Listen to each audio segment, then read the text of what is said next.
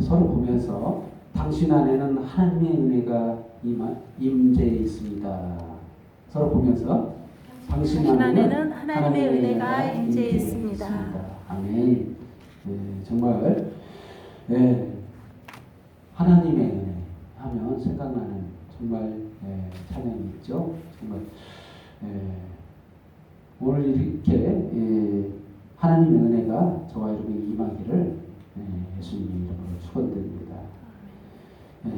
시편 32편은 다윗의 마스기 교훈이라는 이런 표제를 가지고서 시를 기록했는데 다윗의 입을 통해 오늘 저와 여러분에게 하시는 하나님의 음성을 듣는 이 시간이 되기를 축복합니다. 정말 오늘 예사롭교회 표어가 있었죠. 한 해 2020년 한 해표 오직 예수, 오직 말씀, 오직 믿음 이런 표현을 가지고서 시작했는데 벌써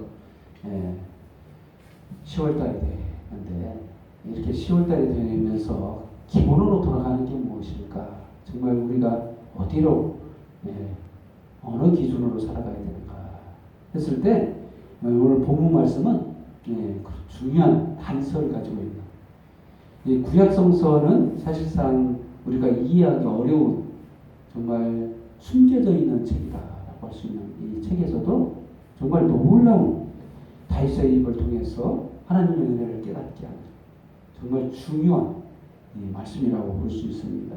그래서 시작을 32편 시작을 허물의 사함을 받고 자신의 죄가 가려진 자는 복이 있다. 복 있는 자가 누구라고 말하고 있냐면 죄사함을 받은 자가 복이 있다. 그래서 첫 번째로 죄사함을 받은 자가 복이 있다. 이렇게 말씀하고 있습니다. 이 죄사함 문제. 우리가 생각할 때 복하면 많이들 생각하는 게 세상 사람들이 추구하듯 기독교인이라고 이렇게 국한하지 않습니다. 물질적인 축복 정말 기대 많이 하잖아요. 우리들 새해 첫날부터 시작할 때 보면 복 많이 받으라 했을 때는 죄사함의 복을 얘기하는 게 아니라 사실상은 물질적인 충분한 축복을 전제로 한 나머지 복을 생각하기가 쉽잖아요. 그만큼 물질적인 축복은 우리들이 지대한 영향을 미치고 있어요. 삶의 영향에 막강한 영향력을 행사하고 있는데 그것보다 더 복의 근원은 가장 큰 복은 뭔가 했을 때 복받은 자가 누구냐 했을 때 본문 말씀에서는 죄사함을 받은 자가 복이 있대요. 우리가 생각하기에는 복받은 거 맞아 할 정도로 이게 초라하게 보이는 죄사함 문제 그렇게 보이잖아요. 그런데 이게 오늘 본문 말씀에서는 이 죄사함 문제가 얼마나 큰 문제인가. 우리 인생 가운데 우리가 인생이 이 세상뿐이면 물질적인 축복을 크게 볼 수 있는데 이 세상뿐이 아니라는 거예요.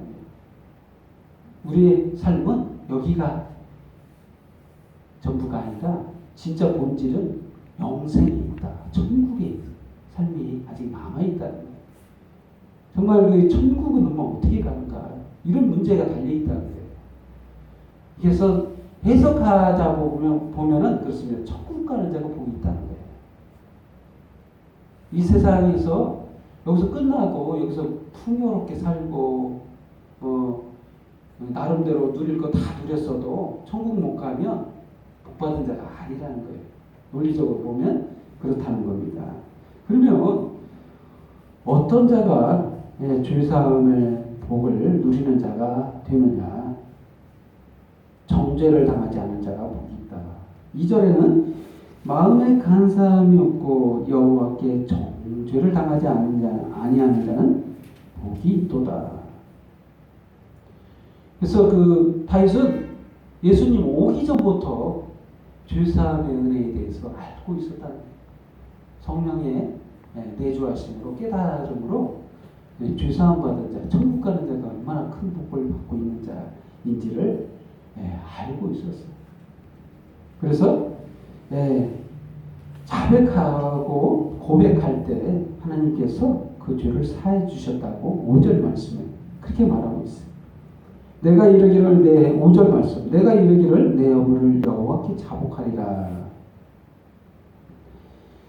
내 허물을 자복하리라 하고 주께 내 죄를 아뢰고 내 죄악을 숨기지 아니하였더니 곧 주께서 내 죄악을 사하셨나이다. 이 사하심의 은혜는 고백에 있다라고 말하고 있습니다. 자신의 죄를 고백할 때 주님, 내가 잘못했습니다. 내가 죄를 졌습니다. 정말 이제는 주님의 그 은혜를 원합니다. 이렇게 했을 때 죄를 사해 주신다는 거예요. 죄사함의 은혜가 이런 자에게 임한다는 거예요. 저와 여러분에게는 이미 예수님이 누구인지 알고 예수님이 나를 깨끗게 하신다는 걸 깨닫는 자들은 이미 죄사함의 은혜가 임했어요. 그렇습니다. 우리들이 주님 앞에 고백하고 눈물을 흘리고 정말 하나님 잘못했습니다. 하나님을 떠나는 것이 가장 큰 죄라고 예전에 얘기했죠. 윤리적인 죄가 아니라 하나님께 돌아오는 것. 이게 회개이고 고백이에요. 고백의 형태는 말로서만 고백이 아니에요. 주님께 돌아와서 주님께 말로 고백하는 것도 있겠지만 정말 주님과 함께 거하는 것. 주님이 내 죄를 사해 주시고 나의 죄를 위해서 십자가에 죽어주심을 믿고 그 안에서 함께 그 믿음으로 살아가는 것. 이게 고백의 회개의 가장 큰 모습이에요. 그래서 그 고백은 거기까지 가야 돼요. 회개까지 가야 돼요. 회개라는 것은 말로만 내가 잘못했습니다 하고 다시 돌아가서 예수님과 함께 살지 못하고 세상 가운데 그대로 살고 있으면 그 회개 아니에요. 근데 회개는 뭐냐? 진정한 회개는 뭐냐? 예수님이 나의 죄를 사해 주셨고 나를 위해서 3일 만에 부활하셨고 이 모든 것을 믿고 그 믿음 안에서 기쁘게 살아가는 것. 이게 회개예요.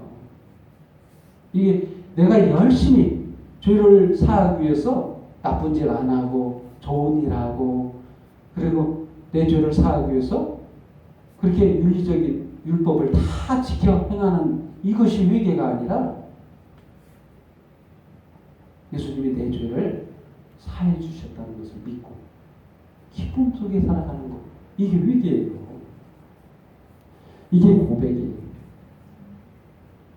이게 신앙 고백입니다. 바로 이랬을 때 죄가 사해진 죄사함의 은혜 안에서 복받은 자로 살아가는 거라는 거예요. 오늘 본문 말씀에서는 다윗이 그걸 깨달았어. 자기가 죄가 많은 죄를 깨달았어. 그리고 고백하고 하나님의 은혜를 정말 많이 받았다는 걸 깨닫고 그 기쁨 속에 찬양자로 살아가요. 평생을 찬양하고 이 많은 시들을 기록하는 그런 놀라운 일을 했었잖아요. 바로 이 다윗이 그것을 깨달은 자라는 겁니다. 아멘. 저와 여러분도 마찬가지예요. 이 믿음이 있는 자가 바로 행복한 자고 기쁜 자고 복받은 자라는 것을 오늘 본문 말씀에서 말씀하고 있는 거예요. 아멘. 또 두 번째로 주의 보호하심이 임합니다. 7절 말씀에 주의 보호하심이 임해요. 6절 말씀부터 보면 이로 말미암아 모든 경건한 자는 주를 만날 기회를 얻어 주께 기도할지라. 진실로 호수가 범람할지라도 그에게 미치지 못하리이다. 우리가 이 19절을 읽을 때 뉘앙스가 우리들에게 별로 와닿지 않을 거예요. 왜 그러냐면 홍수에 대한 이해가 잘 안 돼 있어요. 그렇다면 이 홍수의 범람. 올해는 그래도 홍수 비가 좀 많이 왔잖아요. 뚝이 무너지고 해서 피해를 입은 사람들을 많이 있기 때문에 이해가 좀 되는 분들도 있겠지만 정말 이 홍수는 이 노아의 홍수를 전제로 하는 글이라고 볼 수 있습니다. 노아의 홍수 때 어떻게 됐죠? 많은 사람들이 죽었잖아요. 완전 멸망. 이 멸망을 깨달은 자들이 이해하기가 쉬운 단어예요. 홍수. 우리들은 그 홍수에 대해서 그렇게 영향력이 없지만 이 노아의 홍수를 알고 있는 그 한 사람들은 이 홍수의 범람은 멸망을 의미해요. 그래서 오늘 이 시는 멸망을 의미하는 단어라고 볼 수 있습니다. 홍수의 범람. 근데 이 홍수의 범람 미치지 못한다. 멸망이 우리에게 미치지 못한다는 거예요. 그래서 이러한 멸망 가운데서 우리를 지키시는 분이 계시는데 바로 주께서 우리를 보호하신다. 그래서 구원의 노래를 우리를 부르시리로다. 그래서 주께서는 우리들을 보호하시는데 어디까지 보호하시냐?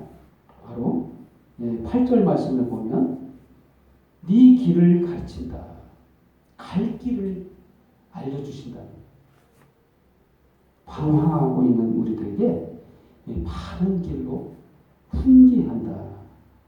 그래서 그 8절 말씀에 네 길을 가르쳐 보이고 너를 주목하여 훈계하리로다. 바른 길로 인도하신다는 거예요. 이것은 그 성령의 견인. 이 견인이라서는 것은 뭐냐면 끌고 가신다. 구원으로 인도하여 결국에는 구원받게 하시는 하나님의 은혜를 말하는 건데 정말 그래서 걱정할 필요가 없다는 거예요. 우리 믿는 자에게는 정말 끝까지 하나님이 견인이 우리를 인도하셔서 결국 천국에까지 인도하신다. 하나님의 노력, 일하심을 볼 수 있죠. 놀고 계시는 분이 아니에요.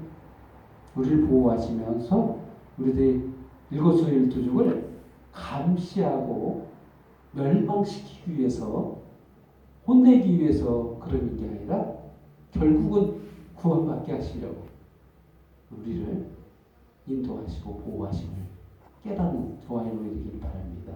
정말 이게 하나님의 은혜예요. 부모님이 자식들을 얼마나 일거수일투족을 감시하듯 이렇게 지켜보는가. 이거 뭐 미워서 그래? 아니잖아요. 잘 되게 하려고. 결국 보호하시려고 그렇게 하는 거잖아요. 똑같아요. 그렇습니다. 9절 말씀에 이렇게 말씀하죠. 무지한 말이나 노새같이 하지 말라는 거예요. 재갈을 또한 굴레를 물려가지고 단속해야만이 우리에게 오는 것처럼 동물들처럼 그렇게 하지 말자. 하나님 아버지가 너희를 사랑하시는데 억지로 하지 말라는 거예요. 억지는 하나님이 제일 싫어하셔요. 누가 강제로 뭘 하라고 해서 하는 것은 하나님이 제일 싫어하십니다. 그냥 스스로 하나님이 하나님이 정말 좋아서 조금이나마 하는 거 이걸 좋아해요. 그래서 뭐 강제로 하는 거 굉장히 싫어하십니다. 하나님. 세상 사람들이 하는 것처럼 하는 거 싫어요. 뇌물처럼 다른 신에게 또 뇌물 바치듯 하나님 내가 이거 했으니 하나님 해주세요. 이런 거 굉장히 싫어요. 조건적 사랑이 아니라 무조건적 사랑이기 때문에 그렇게 안 해도 하나님 주셔요. 모든 것을 주셨잖아요. 예수님을 이 땅에 보내서 다 주신 거예요. 십자가에 못 박아서 다 주시려고 그렇게 하신 거예요. 그 마음을 이해했다면 그 하나님의 크신 사랑을 깨달았다면 이제 노새처럼 말처럼 강제로 뭐 끌어와가지고 교회에 너 이렇게 주일 예배를 꼭 해야 돼. 이렇게 해야만 예배를 드리는 이런 것처럼 하지 말라는 거예요.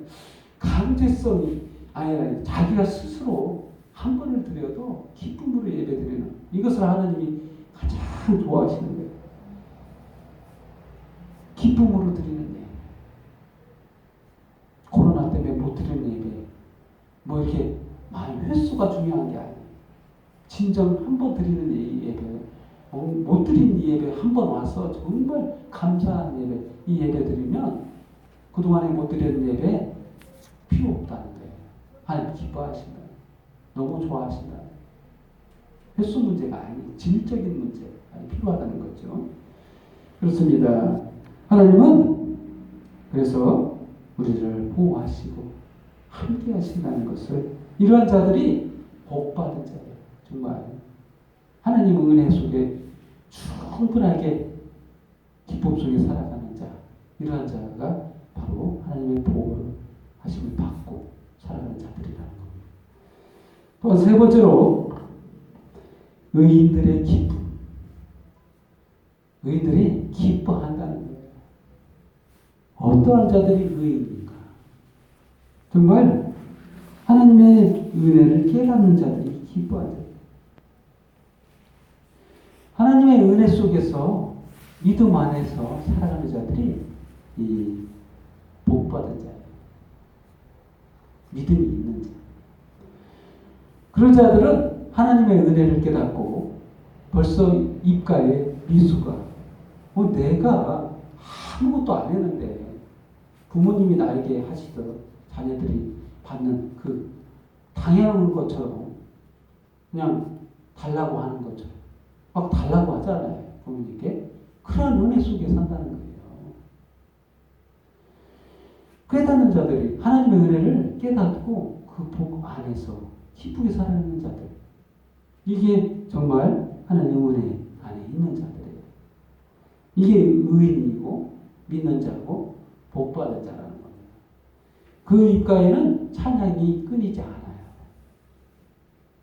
기쁨 속에 살아가기 때문에 감사가 넘쳐요. 그렇습니다.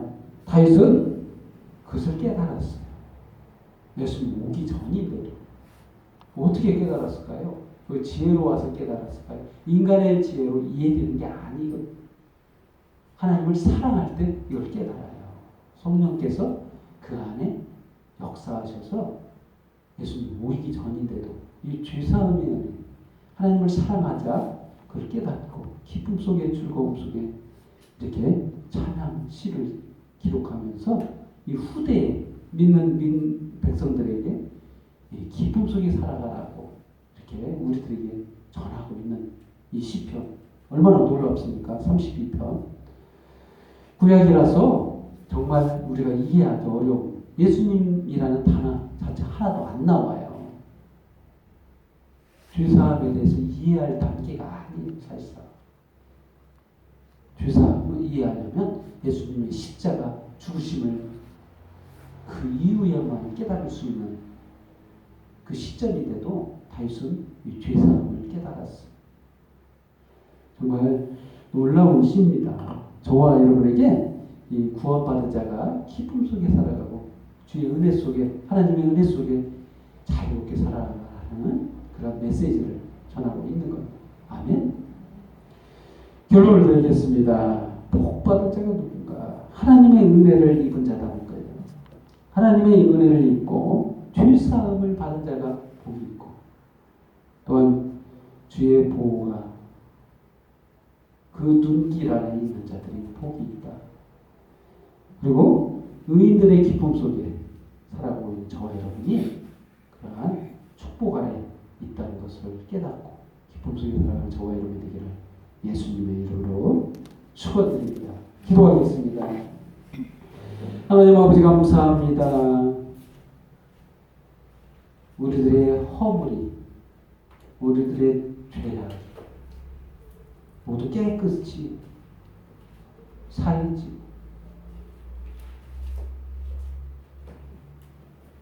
좌에서 우가 먼 것처럼 우리들의 죄가 멀어지고 하나님이 기억 못하실 게 없음에도 불구하고 우리들의 죄를 망각하신다고 하신 것처럼 주님의 그 크신 은혜를 저희들에게 베푸사 하나님의 은혜가 항상 우리 가운데 있기를 또한 우리들의 삶 속에서 주님 오실 그날까지 주님의 은혜가 항상 넘쳐서 기쁨 속에 즐거움 속에 주님 찬양하며 예배하며 감사하며 주님 오실 그날까지 살아가게 하여 주시옵소서.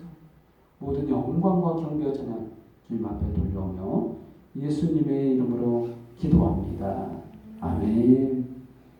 찬송사